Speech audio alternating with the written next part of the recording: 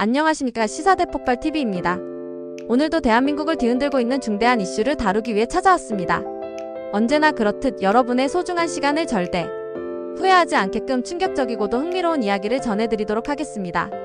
요즘 헌법재판소를 둘러싸고 믿을 수 없는 일들이 벌어지고 있다는 사실 다들 들어보셨나요? 지금 대한민국 헌법을 수호해야 할 재판관들 중 일부가 오히려 헌법 파괴자에 가깝다는 충격적인 지적이 쏟아지고 있습니다. 이른바 극자적 사고방식이나 과거 운동권 경력, 이해충돌 논란이 되는 주식투자, 특정 정치 세력과의 깊은 연관성 등 믿을 수 없는 문제점들이 드러나고 있죠.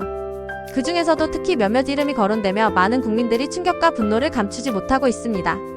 오늘은 헌법재판소 재판관들, 특히 문영배, 이미선 전 개선, 그리고 새롭게 임명 가능성이 거론되어 논란이 되는 40여개 대해서 집중적으로 이야기해보려 합니다.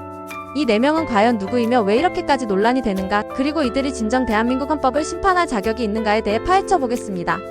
한마디로 말해 헌법을 부정하는 자들이 헌법재판소에 들어앉아 있다는 믿기 힘든 소문이 최근 국민들 사이에서 회자되고 있는데, 이는 결코 과장이라고만 보기도 어렵다는 게 여러 정황과 근거에서 드러납니다.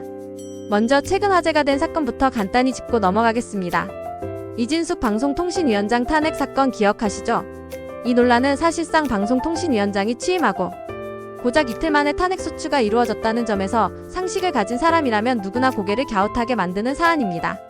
이틀 동안 무슨 대단한 불법 행위를 저질렀길래 170일이 넘도록 시간을 끌면서도 탄핵 심판을 진행해야 했는지 참 납득하기 어렵다는 의견이 많았습니다. 더욱 황당한 건 헌법재판소가 4대4로 의견이 갈라지면서도 한쪽에서 파면이 정당화될 정도로 심각하다는 결론을 이끌어내었다는 것입니다.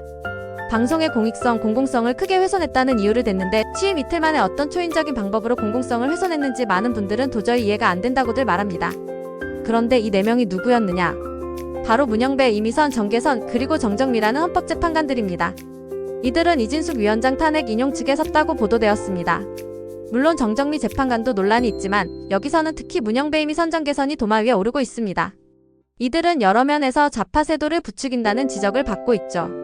여기에 더해 새롭게 임명 가능성이 있는 40여 후보자까지 거론되면서 도대체 이 헌법재판소가 제정신인가? 라는 탄식이 터져 나오고 있습니다. 오늘 저는 이들 각각의 인물에 대해 그동안 알려진 정보와 논란, 그리고 왜 이들이 대한민국 헌법재판소 재판관으로서 문제가 된다고 보는지 낱낱이 짚어드리겠습니다. 먼저 문영배 재판관을 보겠습니다. 문영배 재판관은 우리법연구회 출신이라는 사실만으로도 큰 논란이 되었죠. 이 단체는 사법부의 대표적인 좌파 성향 모임으로 꼽히며 과거 정치 편향적 판결을 다수 내렸다는 문제 제기가 꾸준히 있어 왔습니다. 그런데 문영배 재판관은 자신이 우리법연구회 내에서도 가장 왼쪽에 있다고 스스로 언급했을 만큼 극자적 성향이 강하다는 지적이 있습니다.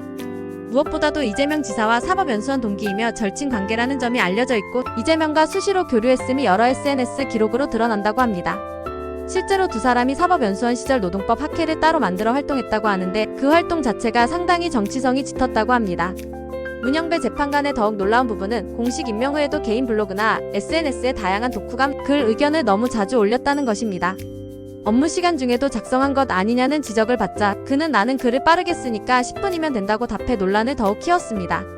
실제로 법관이라는 막중한 지위를 가진 사람이 업무 시간에 개인 글을 써 올린다면 심각한 직무태만 아니냐는 국민적 의심이 있었죠. 또한 문영배 재판관은 과거 자신이 썼던 SNS나 페이스북을 논란이 일자 전부 폐쇄하고 기억이 안 난다고 하는 등 책임을 회피하는 듯한 모습을 보이기도 했습니다. 과연 이런 태도가 헌법을 수호해야 할 재판관의 모습인가? 합리적 의심이 들 수밖에 없습니다. 다음으로 이미선 재판관 이야기로 넘어가 봅시다. 이미선 재판관 역시 우리법연구회와 국제인권법연구회라는 좌파 성향 법조인 모임에 몸담았습니다. 그녀의 남편 또한 같은 모임 소속으로 알려져 있어 부부가 동시에 좌파 법조 카르텔에 속해 있다는 시선이 있습니다. 그런데 그 중에서도 특히 문제가 되었다고 하는 건 이미선 재판관이 판사 시절 자신이 재판을 맡고 있던 회사 주식을 다량 보유했을 뿐 아니라 판결을 유리하게 내린 뒤 그 주식을 집중 매입하여 큰 시세 차익을 노린 것 아니냐는 의혹입니다. 실제로 과거 재직하던 법원에서 특정 건설사의 소송을 판결할 때 이미선 재판관 부부가 그 건설사 주식을 대거 사들였다는 사실이 언론에 보도되어 논란이 일었죠. 이해충돌 문제도 문제지만 만약 그 판결이 잘못된 의도가 있었다면 이것은 심각한 사법 윤리 위반이 될 것입니다. 국민들은 과연 돈과 권력이 뒤섞인 이런 판사가 공정한 결정을 내릴 수 있을까? 하고 불신을 표할 수밖에 없습니다. 더 나아가 이미선 재판관의 가정사도 논란거리가 되었습니다.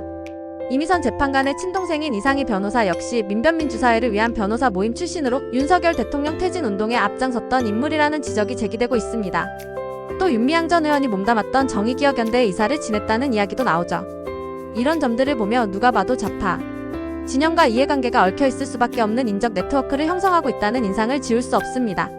물론 가족이라고 해서 같은 정치 성향을 무조건 나누는 것은 아니겠지만 계속해서 이런 좌파 카르텔의 연결고리가 발견된다는 점에서 국민들은 깊은 우려를 표시합니다. 정계선 재판관에 대해서도 논란이 많습니다. 그 역시 우리법연구회 국제인권법연구회 소속으로 알려져 있고 남편인 황필규 변호사는 윤석열 대통령 탄핵을 촉구했던 시국선언을 제안했다는 인물입니다. 부부가 모두 강한 좌파적 성향을 공유하고 있다는 점에서 이들이 윤석열 정부 관련 사안을 다룰 때 과연 중립성이 보장될 수 있느냐는 문제 제기가 계속됩니다. 특히 황필규 변호사는 문재인 정부 시절 고속 승진하면서 검찰총장 후보까지 올랐지만 결국 윤석열 대통령 당시 검찰총장 지명으로 인해 그 자리에 오르지 못했다고 합니다. 이런 연영만 보더라도 윤 대통령에 대한 감정적 반감이 있을 수 있다는 합리적 의심이 생깁니다. 그런데 그 부인이 헌법재판관으로 앉아 대통령 탄핵 등 주요 사건을 심판한다면 누가 봐도 이해충돌이 아니냐는 목소리가 높아지는 것은 당연하겠죠. 그러나 가장 큰 논란이 되고 있는 인물은 아직 임명되지도 않았지만 극자 성향을 넘어 이적단체 활동 의혹까지 받는 마은혁 후보자입니다. 그는 과거 인민노련 인천지역 민주노동자연맹이라는 조직의 창립 멤버라는 점이 언론을 통해 조명되었습니다. 인민노련은 마르크스-레닌주의 혁명론에 입각해 대한민국 체제를 무너뜨리고 사회주의 혁명을 이루겠다는 목적으로 활동했던 이적단체라는 평가를 받았습니다. 만약 이 말이 사실이라면 마은혁 후보자는 대한민국 헌법체제 자체를 부정하고 뒤엎으려 했던 단체의 핵심 멤버로 활동한 셈입니다. 과연 그런 사람이 헌법재판관이 되어 대한민국의 헌법을 해석하고 수호하는 일을 맡는다는 게 말이 될까요? 그뿐만 아니라 그는 과거 노회찬 의원과 매우 친밀한 관계였으며 운동권 시대에서부터 극자적 이념을 공유해왔다는 이야기도 나오고 있습니다.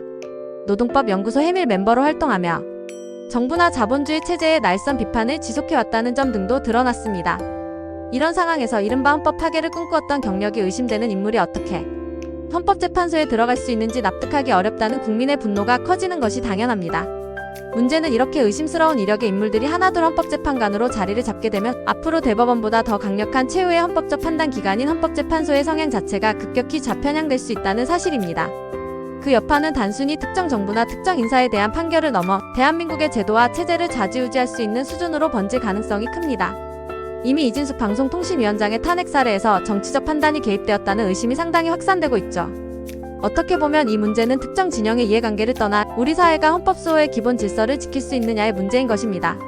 이런 논란에 대해 일부 여당 인사들이 헌법재판소가 정치, 재판 편향 재판으로 변질되고 있다라며 강하게 반발하기 시작했습니다.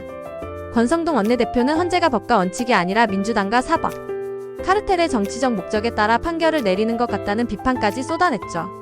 실제로 문재인 정권 당시 대법원장 김명수 체제에서 임명된 인물들이 대거 사법부 요직을 차지하고 그로 인해 법원 판결이 상당히 좌편향되었다는 비판이 쏟아진 바 있습니다. 이제 그 흐름이 헌법재판소까지 고스란히 이어진 게 아니냐는 우려가 커질 수밖에 없습니다. 일부에서는 윤석열 대통령도 과거 대법원장이나 헌재 구성에 어느 정도 지분을 행사했으니 왜 막지 못했느냐 하는 반론이 제기될 수도 있습니다. 하지만 헌법재판관은 임명 주체가 다양합니다. 대통령 임명목도 있고 국회 대법원장이 추천하는 목도 있죠. 그렇기에 정권이 바뀌었다고 해서 단숨에 사법부 구성이 바뀌지는 않습니다. 이전 정권에서 임명한 인사들이 아직 임기를 채우면서 계속 남아있으면 그들의 영향력이 지속되는 구조입니다. 그래서 헌법재판관들이 어떤 정치 편향을 지니고 있는가를 우리는 더욱 꼼꼼히 살펴볼 필요가 있습니다. 결국 이 문제를 정확히 짚어보면 대한민국의 자유민주적 헌정 질서를 부정하거나 심각하게 흔들 수 있는 인물들이 헌법재판소를 좌지우지하는 것은 심각한 위협입니다. 특히 마은혁 후보자 같은 경우에는 이적단체 활동, 경력에 대한 의혹이 해명 없이 묻히고 넘어간다면 대단히 위험한 선례가 될 것입니다. 군사정권 시절 민주화 운동을 했다는 식으로 포장해버릴 수도 있겠지만 실제로 인민노련이 추구했던 것은 자유민주주의 체제를 전복하고 사회주의 혁명을 수립하겠다는 노선이었다고 하니 그건 결코 단순한 학생운동이나 민주화 운동이라고만 볼 수 없을 것입니다. 이처럼 네 사람 즉 문영배, 이미선, 정계선 그리고 임명이 거론되는 마은혁이 보여주는 위험성은 단순히 그들 개인의 사상 문제를 넘어 우리 헌법 수호의 본질을 뒤흔들고 있습니다. 게다가 일부 인물들은 금전 문제나 주식 투자, 이해충돌 문제가 복합적으로 얽혀있고 또 특정 정치인들과의 유착관계까지 의심받고 있습니다. 이런 인물들이 과연 공정하고 객관적인 헌법 심판을 할 수 있을까요? 그런데도 이들은 우리가 문제될 게 없다. 우리는 법과 양심에 따라 최선을 다해 판결한다고 되풀이하며 책임을 회피하고 있어 국민들의 분노가 커지고 있습니다. 물론 헌법재판소라는 기구는 원칙적으로 정치적 고려가 아닌 순수한 헌법 해석과 심판을 수행해야 합니다. 그러나 현실은 다릅니다. 대한민국 헌법재판소는 어느 정부나 국회가 특정 안건을 탄핵 소추하거나 법률 위헌 여부 심판을 청구했을 때 최종 결정권을 갖게 됩니다. 이 결정에 따라 대통령조차 파면될 수 있고 주요 공직자도 직무를 잃으며 특정 법률이 효력을 상실하기도 합니다. 그렇기에 여기에 참여하는 재판관 한 사람 한 사람의 이념과 윤리는 그 무엇보다 중요합니다. 그들의 사상적 성향이나 과거 행적이 헌법 정신과 배치된다면 국민 입장에서는 불안할 수밖에 없습니다. 저는 이번 사태를 지켜보면서 우리나라 헌정사에 있어 매우 큰 분기점이 될 수 있다고 생각합니다. 우리 국민의 입장에서는 법관은 어떤 정치적 이념과 관계없이 오직 법과 원칙에 따라 공정하게 판결해야 한다는 상식을 갖고 있습니다. 하지만 이런 상식이 헌법재판소에서조차 무너진다면 미래의 우리의 헌정질서는 무엇으로 지키겠습니까? 탄핵 심판과 같은 중요한 이슈에 대해 단순히 정치적 목적이나 사적인 이해관계가 섞여 판결이 이루어진다면 이는 곧 국민이 가진 사법 권위에 대한 신뢰를 박살낼 것입니다. 그렇다면 우리는 어떻게 해야 할까요? 국민의 한 사람으로서 우선은 이런 논란들이 사실인지 정확히 확인해야겠고 사실이라면 절대로 묵과해서는 안 된다고 생각합니다. 입법행정부가 견제하는 방법도 고민해야 하고 재판관 개개인이 지닌 도덕적 정치적 결함이 심각하다면 임명 과정에서 걸러내거나 문제가 발생했을 때는 책임을 묻는 제도가 더욱 강화되어야 합니다. 실제로 많은 분들이 SNS나 커뮤니티에서 이들 재판관이 과연 어떻게 임명이 되었는지, 과거에 어떤 과정으로 추천되었는지, 국회 인사청문회 때 제대로 검증이 이루어졌는지를 다시 돌아봐야 한다고 목소리를 높이고 있습니다. 우리는 헌법재판소가 국민이 최후의 보루로서 믿고 의지할 수 있는 곳이길 바랍니다. 그곳이 만약 헌법 정신이 아니라 어느 편향된 정치 이념이나 사적 이익을 위해 움직인다면 대한민국은 걷잡을 수 없는 혼란에 빠질 가능성이 높습니다. 최근 여러 선례들로 인해 이미 많은 국민들이 사법부 전반에 대한 불신을 표출하고 있습니다. 이럴 때일수록 헌법재판소는 투명하고 공정한 모습을 보여야 할 것만 오히려 의심스러운 인물들이 재판관으로 활약하고 있다는 논란이 커지고 있으니 참 씁쓸한 일입니다. 오늘 시사대폭발TV에서는 이 문제의 심각성을 알리고자 그리고 헌법재판소를 향해 제발 헌법을 수호하는 본연의 임무에 충실하라는 목소리를 전하기 위해 이런 시간을 마련했습니다. 여러분께서도 주변에 많이 알리시고 관심을 가져주셔야 합니다. 몇몇 인물의 편향된 판단 하나가 국가 기강과 질서를 무너뜨릴 수도 있습니다. 우리는 지금 이 방송을 통해 단순히 정치적 편 가르기가 아니라 자유민주주의를 지키느냐 마느냐 하는 기로에 서 있음을 경고하고 있는 것입니다. 마지막으로 과거 한 고시학원 강사가 이 사람들이 도대체 누구인지 찾아보라고 눈물을 흘리면서 외쳤다는 말이 회자되고 있습니다. 많은 분들이 그냥 넘어갔지만 사실 우리가 직접 주목하고 따져봐야 할 문제라는 뜻이 담겨 있었다고 생각합니다. 각자의 이력이나 발언, 그간의 행보를 꼼꼼히 살펴보면 그 누군가는 분명히 충격을 받을 만한 사실들이 널려 있습니다. 그러나 여전히 대부분의 국민들은 무관심합니다. 그렇게 그냥 지나가면 언젠가 이런 선택들이 우리 사회의 방향을 결정짓고 심지어 역사를 크게 왜곡시킬 수 있습니다. 이제 중요한 것은 여러분의 판단입니다. 저는 오늘 이 이야기를 전해드렸지만 그저 막연히 믿어달라고 하기보다 꼭 각자 찾아보고 생각해 보시기를 권합니다. 과연 문영배, 이미선, 정계선, 그리고 마은혁이라는 인물이 대한민국 헌법재판소에 있어도 되는지, 그들 손에 국가가 운명을 맡겨도 되는지를 말입니다. 혹시라도 추가로 밝혀질 만한 의혹이나 자료가 있다면 우리는 더욱 분명히 알고 목소리를 내야 합니다. 여기까지 들어주신 여러분 진심으로 감사드립니다.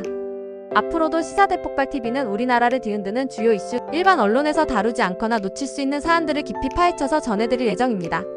오늘 방송이 조금이라도 유익하고 흥미로우셨다면 꼭 구독과 좋아요 그리고 알림 설정을 해주시기 바랍니다. 여러분의 관심과 응원이 큰 힘이 됩니다.